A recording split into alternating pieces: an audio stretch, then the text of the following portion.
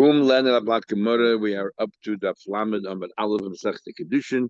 We are learning about the different mitzvahs that devolve on the father versus the mother, and we are up to now the mitzvah of Talmud Torah, that a father has to teach his son Torah. So the Gemara wants to know, how far do we go? We're about 7 lines from the top of the page. How far do you have to go to teach your son Torah? Now the question can be twofold.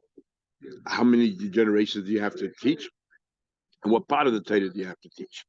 You're going Zvulun ben Dan. Take, for example, Zvulun, the son of Dan. Shalimdoi Avi Aviv. So there's 2 parts here. First of all, it's the grandfather, the Zayda, who taught him Mikra, Mishnah, Talmud, Halachas, Vagadis. Left nothing out. Taught everything. Meishel has a question.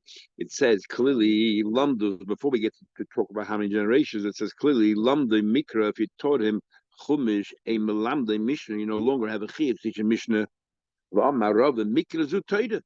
Mikra is Torah. And what's Rabbi adding that we wouldn't have known from the Brisa? So Rashi says here, what do you mean Mikra zu Torah? V'loi Nevi'im u'ksuvim. You don't have to teach Nevi'im u'ksuvim, and that is why it says that in yeshivas they don't learn Nevi'im u'ksuvim. What it means. Does it mean that your father has no chiyuv to teach all these other things, or it means that some say it means you have to hire a malamed if you cannot do it yourself? For Torah, you don't have to hire a malamed and pay to teach these other things.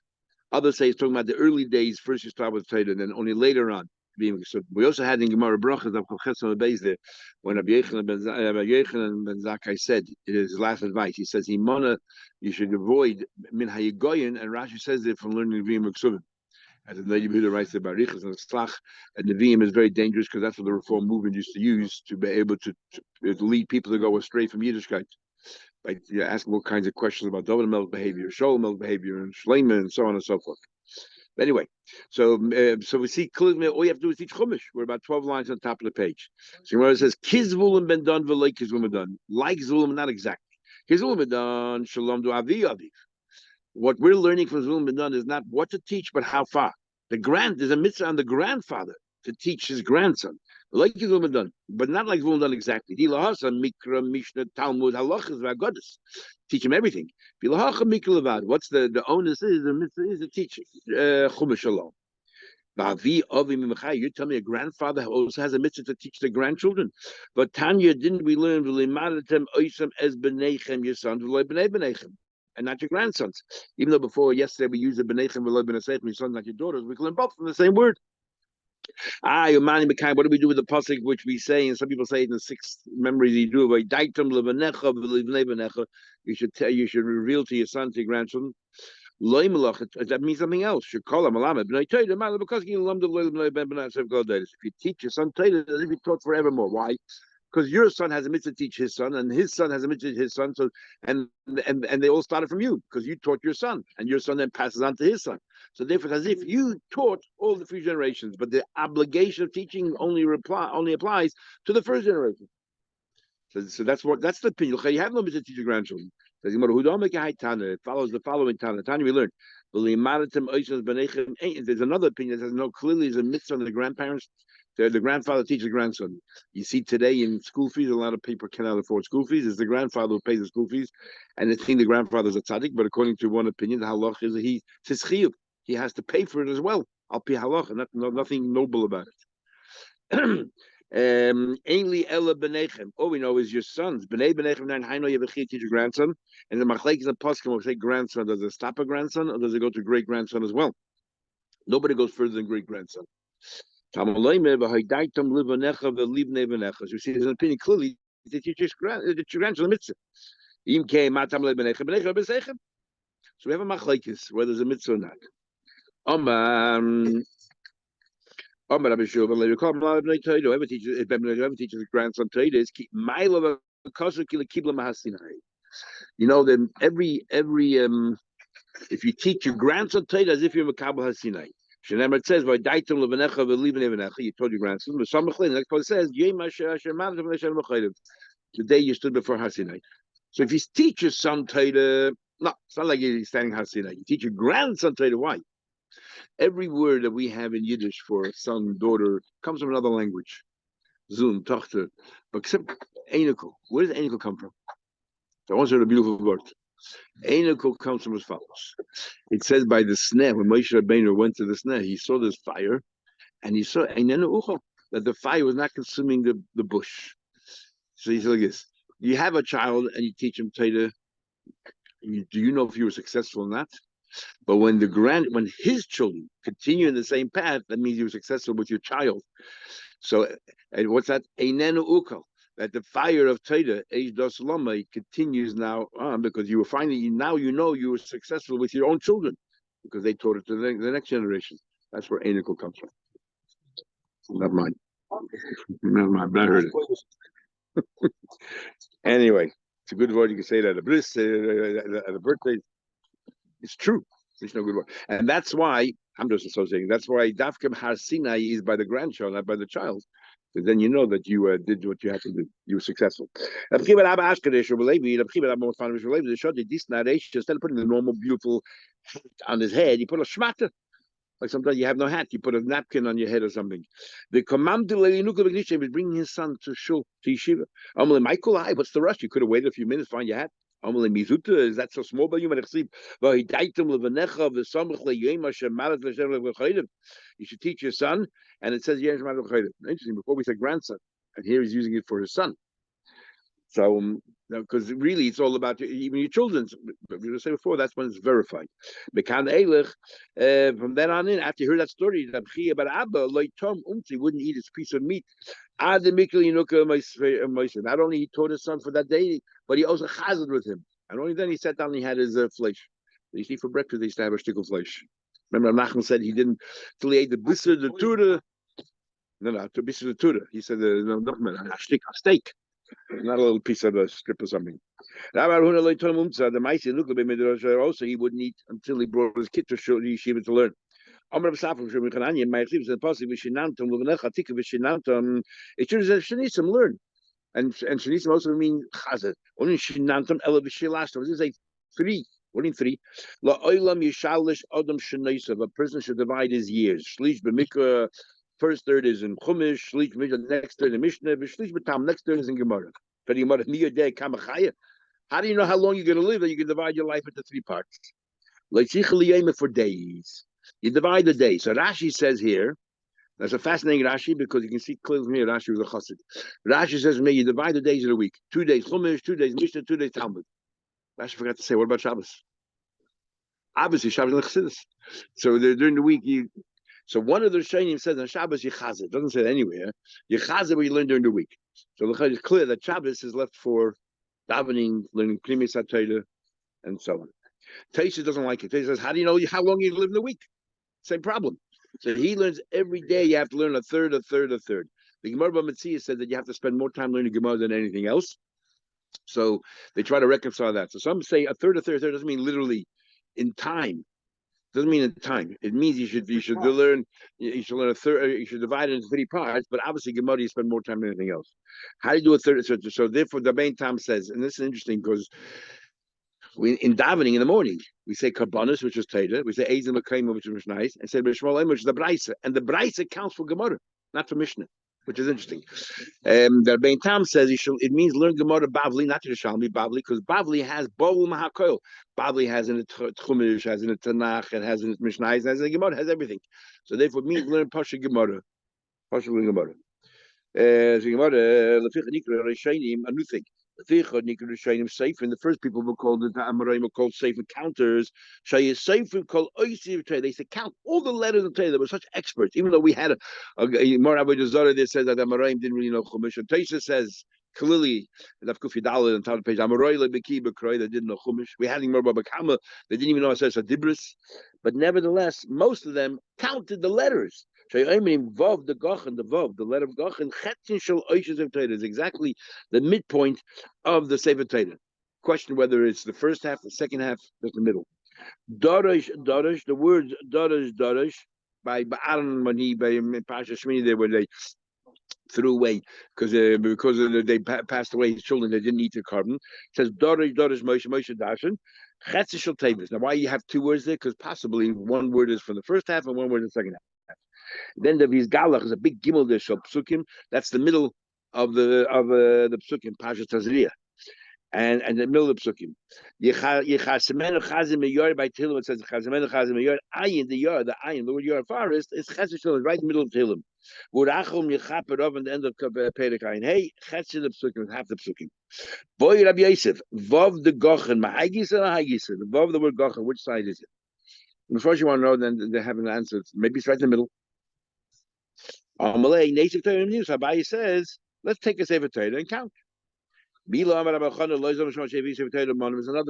debate somewhere about something which actually doesn't know what, and they counted the letters. They knew the letters which are missing, not missing. And not like Biki, we're not Baki. The Shagas Ari uses this to say why today there's no mitzvah of writing a Sefer Torah because we're not Baki b'chasa v'yatir. And it's big machlekes in the poskim that above that doesn't make a difference in pshat if it's missing is it possible to pass the Sefer Torah or not.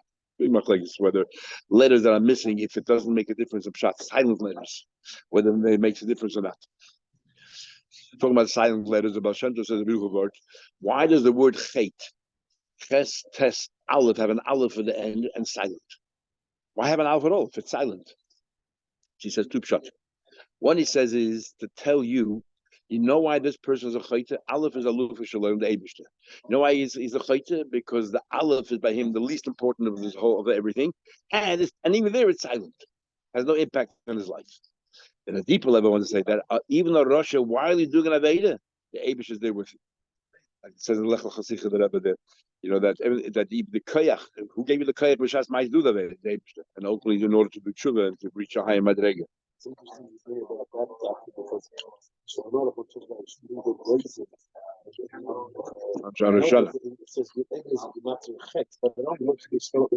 yeah, except Al Rebbe doesn't bring that down. Other brings other reasons down because of davening, and the big enough min halach after the second day of Rosh Hashanah in the afternoon. Yeah, exactly. The second day of Rosh Hashanah after you finish davening, are you allowed to have nuts then? If it's kifnei, why not? And those are all you not to. And those that say because of chet and nochmal for chet, maybe the entire says mechuvi shouldn't have, which are many who don't. But if we follow out to Rebbe, it's only Rosh Hashanah, and that's it. Nothing to do with says mechuva, nothing to do with afternoon after you finish, and so on. Someone came to the Kiddushin Daf there and asked him about this evening of not eating grazing. He gave me a shayla. His wife made a cake, and he found out there's some nuts in it. Should he eat it? He said, "Why should you eat?" He says, "Chet is gematzu egoism gematzu chet." He says, "It's nicht vergessen as chet is auch gematzu chet." You're worried about the nuts stuff. Now the question is, chet is also gematria toif. 17 is toif. So how do you know you decided to say that it goes after chet, maybe it goes after toif? And Nisha does. Pesach is dafka, we eat nuts, and the chareses we play with nuts. But it only works if you leave out the I know, because it's silent. I'm saying, so why in Pesach we make a big deal out of nuts? So it says Chiddush Svarim that honor Yeshana when you're about Shuvah, you have to. That Rambam says you have to go to the other extreme. Even a possibility to Aveda, you got to keep away from. So you don't eat nuts. On Pesach we're tzaddikim, the madrega of tzaddikim. Everything's just so therefore. Good question, but we'll talk about it another time. Think about it. By Rabbi Yosef, he's galach, ma'agis, and ma'agis. Same question by his galach. Which side is it? Okay, we don't know the letters, but let's count the psukim. We not even bucking psukim. This pasuk that we have as one, and it's all they have it as three. It's a long pasuk. They have it as three. Based on that, Mefarshim want to say that with this we say that we're having more brachas. Any pasuk that Moshe Rabbeinu didn't say, we're not allowed to split it up. So like Kiddush Friday night, big question: how do we start Yom HaShishi? So other stuff that he added. How does that help us still in the middle of a pasuk and so on? They want to say that maybe today the whole thing doesn't apply because we don't know how Moshe Rabbeinu said the pasuk. Here's one example. Who knows how many more examples there are? So that we learn. There's 5,888 psukim in the Sefer Torah, which is a little bit hard to understand. You just said we don't know. We don't know the psukim. So he's saying, unless he's saying the way we have the psukim, this is what it is. Yes, 8 more. The Yom has 8 less. So we learn. You should teach them. It should be sharp in your mouth. Somebody asks a question, do not hesitate. Even though we're looking at Matzah, a lot of lives, somebody asks you, that's you don't want to show off. But if a guy wants to know pshat, of course you can. But tell him. Tell him straight away. Number says, Tell Chacham wisdom, you like my sister. Just like I know that you're not allowed to live with your sister, I know this Torah as well. That's how clear it should be. It says, and we'll go further. It says, tie them around your finger. You should write them on your heart. No, but you should really have them visible. It says, like arrows in the hand of Gibber. That's how you should raise your children. So we're going to compare them to arrows. We're going to learn how you have to make them sharp. It says, the arrows of a Gibber are sharp. It says, your arrows are sharp. And this way you'll destroy your enemies. It says, Ashrei HaGeber, praiseworthy the person that filled up your what's that called when you put all the arrows in quiver. You fill your quiver with arrows. Don't be embarrassed. When you talk to enemies in the gate.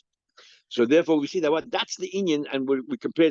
We bring all the sukkah to demonstrate that your children, you have to teach them, make them sharp and smart, and be quick on their feet. My as when the enemies in the gate, a father and a son when they're learning. Learn together.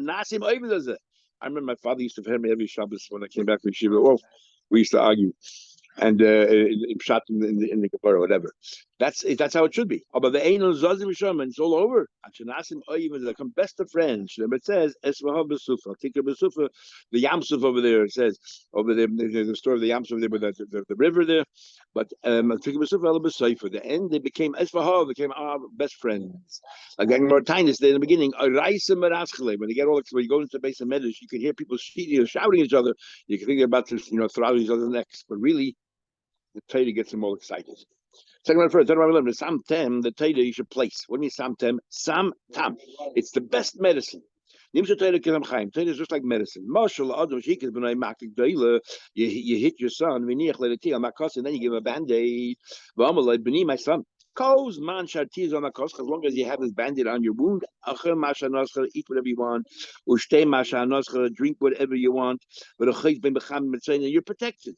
You take care of. You can live your life as normal.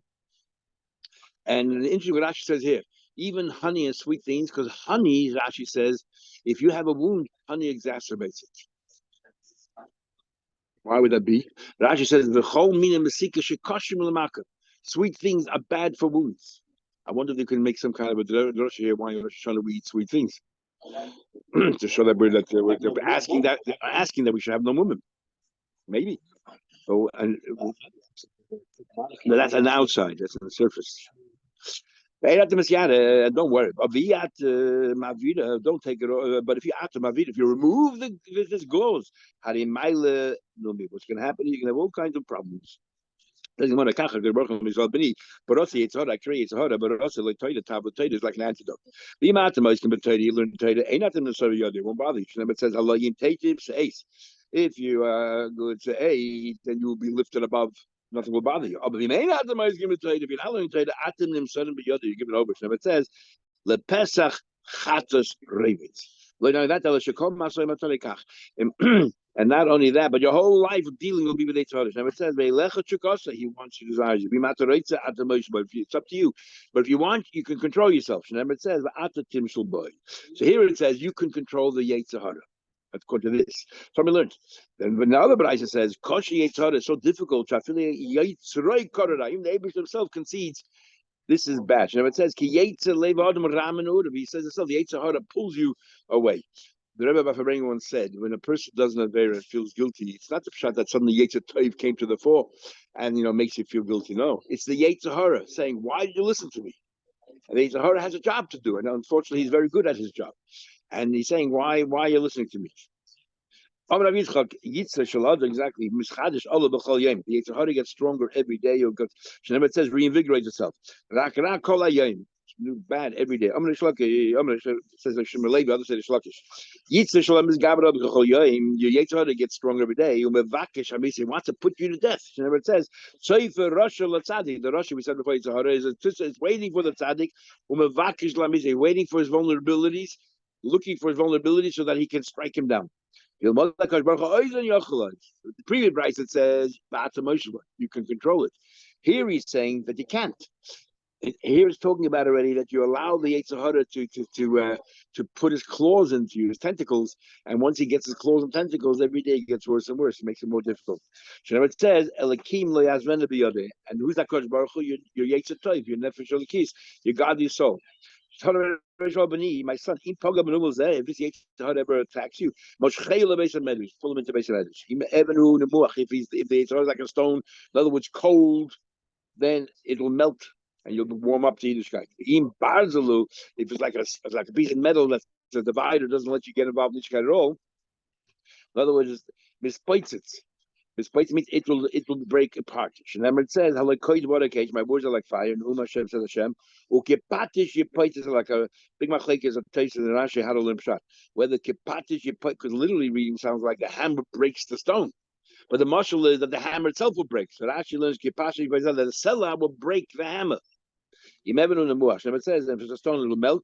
But the disintegrate, high cold sun will chula mayim. Anybody starts to go drink water. You know that stones get disintegrated by water. Well, see, you should marry a woman. A father has an obligation to marry a woman. How do I know? We know. See, it says chunoshim. Says chunoshim.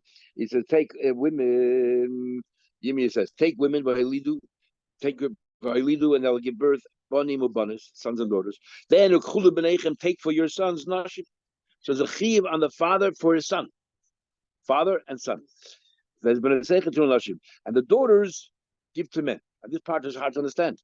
That he might be it's after your son, you go out there and look for a wife. It's the boys looking for the girls.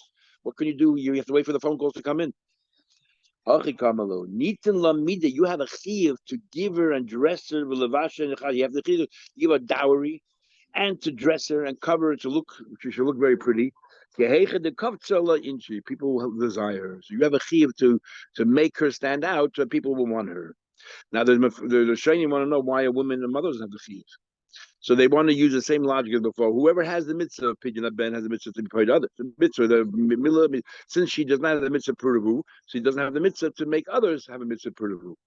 Others say, but first of all, a girl also has no mitzvah puravu. It's like her mother. So how come the father has to marry off the daughter? Zweitens, there's a mitzvah shevis. The woman has a mitzvah shevis. The woman has a exact same mitzvah. And according to Yechon Baruch that says that a woman has a mitzvah puravu is Nachman. And the Ran says it's a svara. Doesn't say what the swara is. The passion of the swara is that we had in the beginning of Kiddushin. Ma darka shalish lichbash is the man who goes out there and fights the wars. So therefore, in practice, who's the one who goes out there? It's the man. So therefore, the man is the one who's capable of doing. You can't put a chiv on a woman that's not really her thing to go out there and look. Maybe that's what pshat is. Anyway, telling you what further.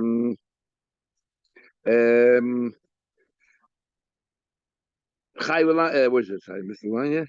I'm the woman to teach him a trade. We know how to know. And again, here the person want to hide the mother has no chiyuv. So they're just showing because everything else is under the father, so probably it's also the father. It says the pasuk, you should see out, look out, chayim imisha, life with the woman after that you love. So there's two ways of understanding woman. It's a metaphor. Imisha mamish is not a metaphor, just the wife itself. Kashem. So it says chayim imisha. Look for a life with a livelihood. Chaim means a livelihood with this woman. You have a mitzvah to make your son get married to a woman. You got to teach him how to make a life with a wife. And if Isha means Torah, you have a chiv to teach your son Torah. It says the chiv Chaim Isha. You have a chiv to teach him Torah, so too you have a chiv to teach him a trade. Chaim is a trade. In Traces Yishanim, we had a Yuma I think, on the base and the bottom, where there's a big machlekes between the Tam and others. Whenever it says im, so which is the tafel, which is the ikr, which is secondary, which is the main. So the main Tam is a big chiddush there when it says in Pirkei Avos that Teira im dercheretz. The main Tam says whenever it says im, it's the second thing that's the most important. So Teira im dercheretz means the most important thing is you should have a parnasa, and then and you should then learn Teira. Make sure you learn Teira as well. And like one of the additional thing it says, for those people who learn only 4 hours a day, that's what the Rebbein Tam was talking to. So okay, that's whatever. Others learn from that. In fact, they use that as an aifaket. That the first one is the most important thing, and the second one isn't. So then you go back to this pasuk and you got to work it out. So they chayim misha. What's the most important thing in a person's life? Is parnasa or his family? So if you look at Rebbein Tam, isha is the most important thing. Family comes before everything else. But if you look at the other Rishonim there, Parnasa, they come before family. That's a bit hard to understand. But anyway, and okay, let's continue. But yes, teach him how to swim. My time used to because it's important for his livelihood. Or I told you before how to work. If you listen, if you taught him my benayo. So everyone agrees that you have to teach him a trade. He just adds that if you don't teach him, it's like a geneva. What's he adding? Very interesting. What happens? You put your son into business, but you don't teach him a profession. According to the comments, all right. According to Yehuda, you have to teach him a profession because what happens? The business goes b'chula. What happens? You go bankrupt. What's the kid going to fall back? He has no skills. So you got to teach him a profession. Then you go into business. Very interesting discussion, very interesting argument. The whole case in New York right now. That's what it's all about with the schools. All the mitzvahs of the Bain. My mitzvah was the second part of the Mishnah. That all the mitzvahs of the father and the son. What do you mean? Who are we addressing here? The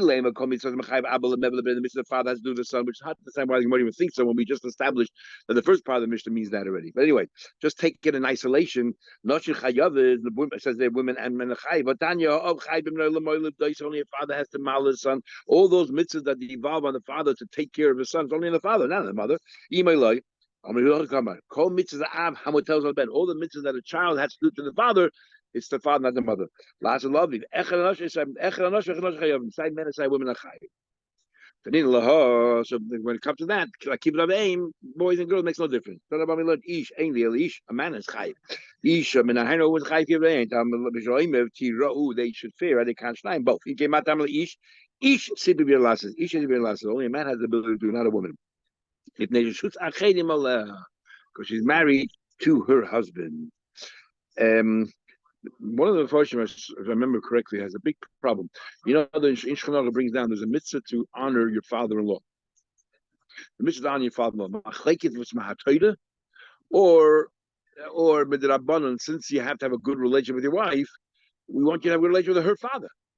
So we're saying over here that what a woman doesn't have the ability. If a husband says she has a mishur with the husband rather than to her own father, but since if she has a kibbutz of her own father, since you also have a chiyuv to honor her father, so if you hold like those poskim that say it's ma'atoida, how can you stop her when you yourself have a mitzvah to listen? And they don't really have an answer for that. What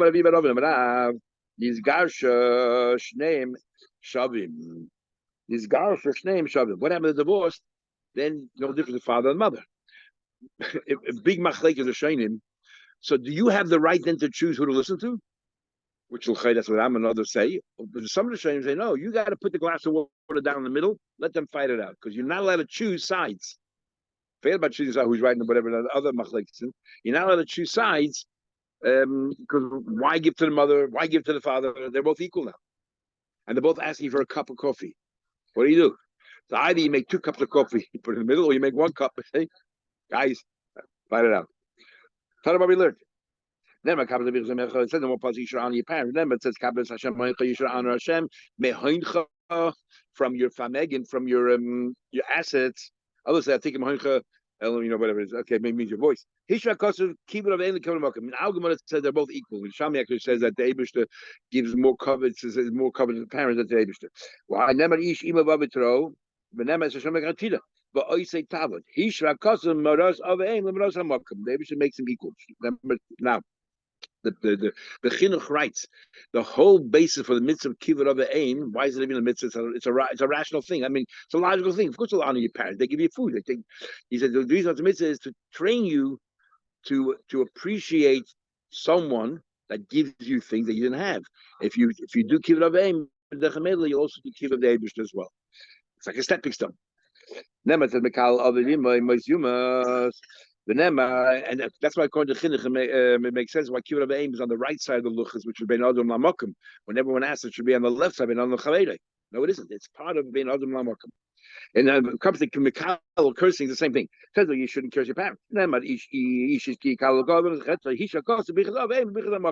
the same thing. Cursing your parents, cursing your neighbors is the same thing. But if you hit your parents, obviously you can't compare to the because all three are the partners. That's what we learned. The three partners in a person, the father, the mother. When a parent honors his parents, if you honor each other, it's as if you live amongst you. The kabduna you honor me, because there's three partners in a person. The parents will give the flesh and blood, and then the Eibushter gives the neshama. Tomorrow I'll tell you a very nice story on which I find on that. Tanya, we learned. Rabbi Omer says, naturally, a child gives more honor to his mother than his father because the mother's always so good. It's the father who constantly disciplines, and the mother's always, nice. She always encourages you, and so on. When it comes to kibbud, it says first the father because that has to be a mitzvah. You have to go. Mitzvah means naturally you wouldn't do it, and I have to make you do it, and therefore. I gotta say, keep it up. You need to sort of force it a little bit more. Same thing is, generally you're more scared of your father because he can give you a patch than your mother. The Gemara says because he teaches you Torah. But as a result of that, sometimes he has to discipline you. That's what Abishter decided to be makdim, the moira aim to the moira of. When it comes to fear, it meant again something which is not natural. We'll go stop over here.